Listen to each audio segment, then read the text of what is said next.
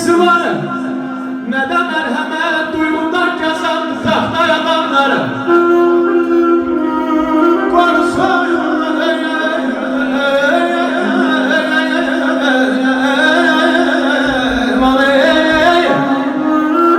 Konsul her zaman ləyaqətini bakmasın zamana tahtay adamları.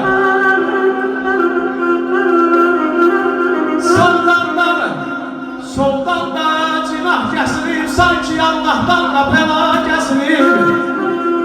Gözəl qardaşım, hələ başımıza bir şah kəsilib, elə bir çıxıb tutaqlar adamları. Bağmalı olmasa bağdan bağ olur. Ay Seymur mənim, bağmalı olmasa bağdan bağ olur.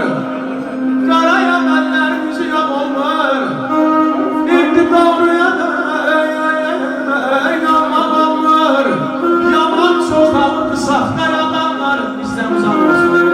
maşallah burada mərd oğlanlar var. Allah hamısını canınıza versin.